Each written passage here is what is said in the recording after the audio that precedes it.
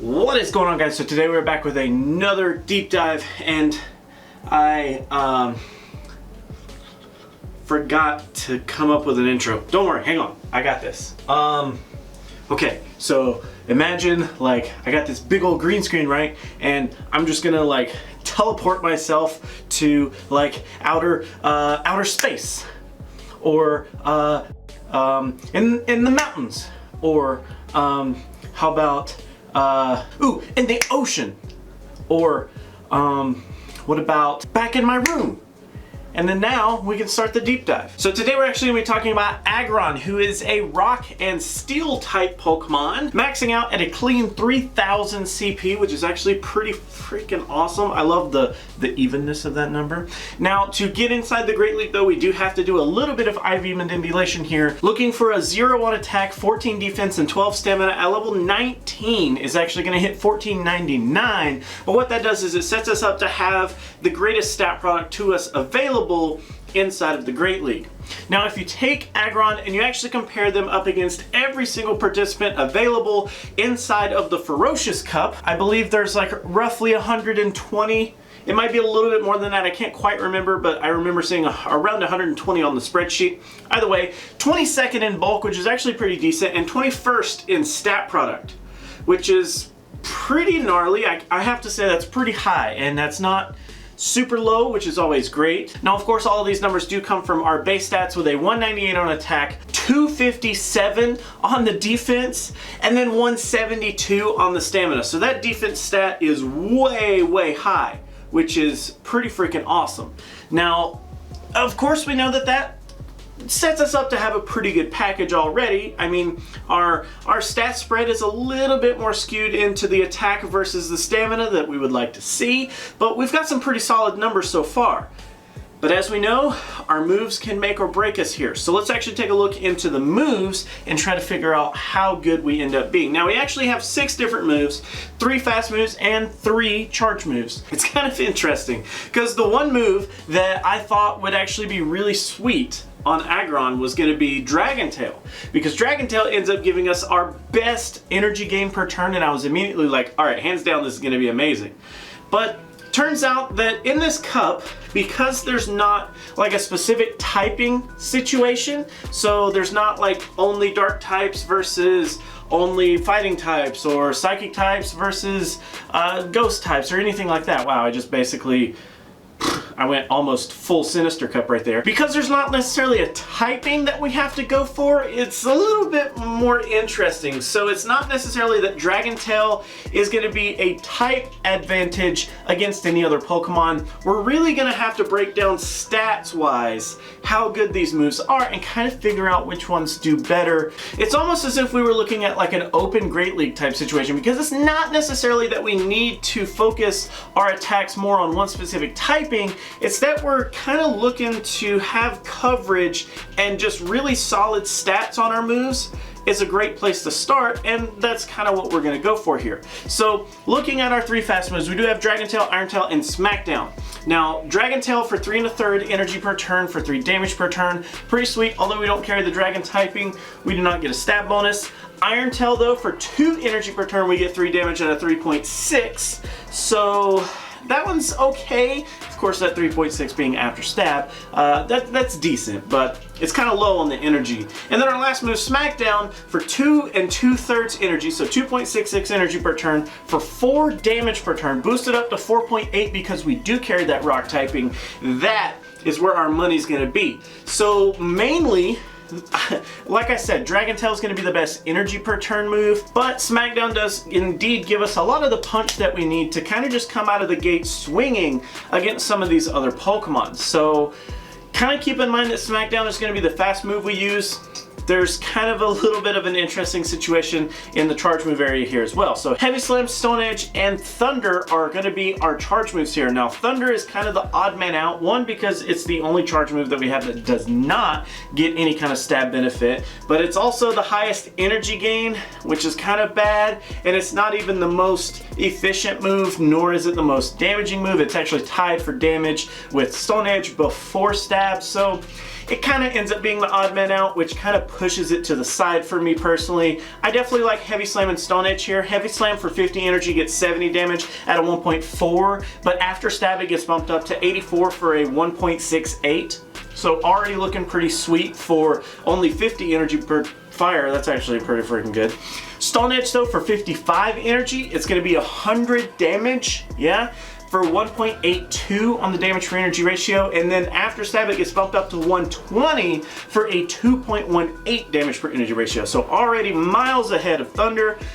The only reason I could really see you running Thunder would be maybe if you had a kind of a problem with maybe like some other Pokemon that are possibly gonna be pretty relevant, like, I don't know, Suicune or maybe like Bibarel maybe. Those type of like water type Pokemon that are gonna kind of be running around are definitely gonna give you some trouble, and if you possibly needed to have some extra firepower towards that, maybe Thunder would be a better option here. But just in general, I think Smackdown, Heavy Slam, and Stone Edge is going to be one of the better starting points for you, at least this early on. You know, doing these deep dives this early on, of course this stuff could change, you know, halfway through the month whenever a lot of other stuff has been pretty concreted and a lot of things maybe have changed. But up until then, I think this is going to be a great moveset to run with, which is what we're going to run with. And we look at some shield scenarios here up against the entire cup. If we start in that 0 versus 0, we actually start with a 53.7%, which is actually pretty okay. I do like to see at least 50% in those even shield scenarios, so I do have to say that's pretty good. In the 2 versus 0, we end up with a whopping 90.5, which is actually pretty amazing. The 0 versus 2 is a 16.8, which actually is really solid as well. I always say that I look for at least double digits there, and it definitely delivers in that 0 versus 2. So 16.8 is a really good place to be. Lastly, we have the 2v2, which is a 57.9%, which is, here again, at least 50% in the even shields is a great place to be. So I definitely like that. Now, if we switch over to more of the meta side of things, so there's some good and some bad. So starting out with a little bit of the good, we have a 56% in that 0 versus 0, which is actually pretty good. But then we have a 1 versus 0, which is an 88, which is still fairly good, I have to say. But then we get to that 0 versus 1.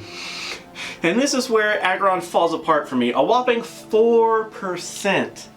Super, super low. Unfortunately, it's not like that double digit number like I talked about. And then to make matters even worse, in that 1v1, we end up with a 40%, which is kind of below where I like to sit at the 50%. So unfortunately, that's just, it kind of falls apart when you get up against the meta relevant Pokemon.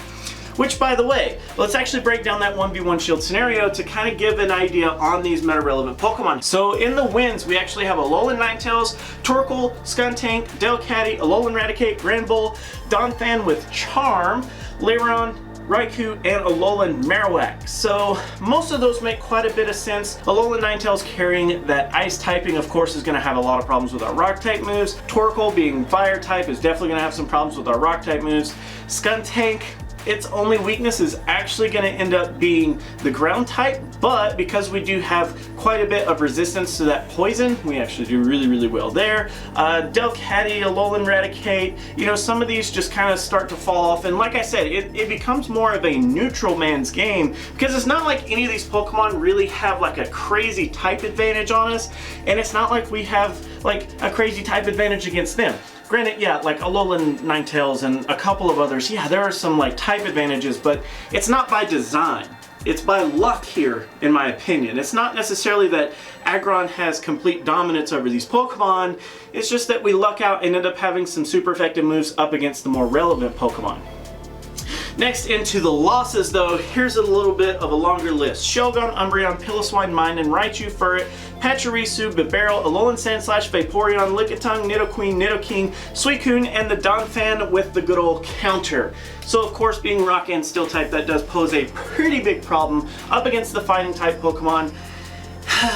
In general, any kind of fighting type move is going to give us a ton of problems, and that's kind of an interesting thing that we kind of see in this Ferocious Cup. If you can find a Pokemon that has a good hitting counter mainly, but a good hitting fighting type move in general, it's actually got a pretty interesting place right now, because like you just heard, Umbreon, Bibarel, Lickitung, Alolan Sandslash, Alolan Ninetales, Delcatty, Lairon. I mean, a ton of these Pokemon have some interesting typing whenever we get into the fighting type moves, and their weaknesses are really going to start to show if you can have a decent fighting type move. But here's kind of that other awkward position that we talked about last video. I don't really have anything to put right here just yet.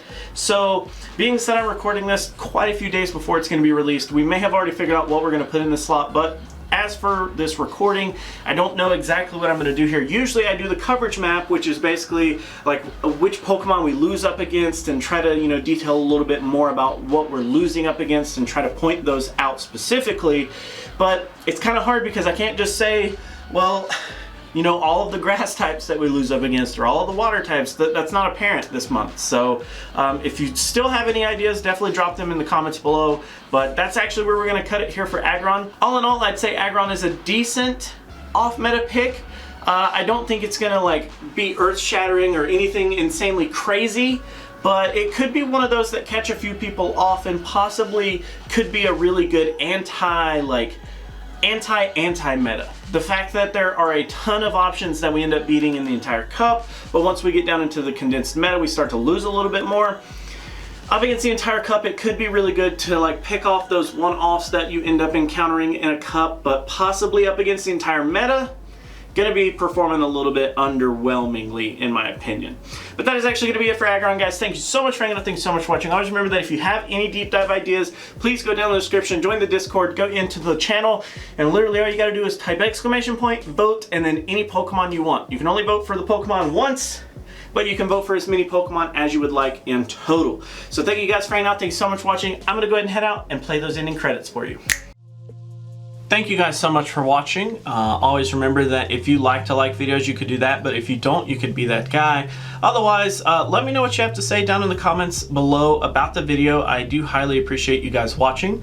If you guys want to support me in any way, there are several links down in the description for Patreon, joining the community here on YouTube, or even just directly PayPal if that's your thing. I greatly appreciate everyone's name that's on screen, as you guys have showed some sort of support outside of just viewing the videos, and I thank you guys. You don't understand from the bottom of my heart. So until our next video, guys, I will catch you then.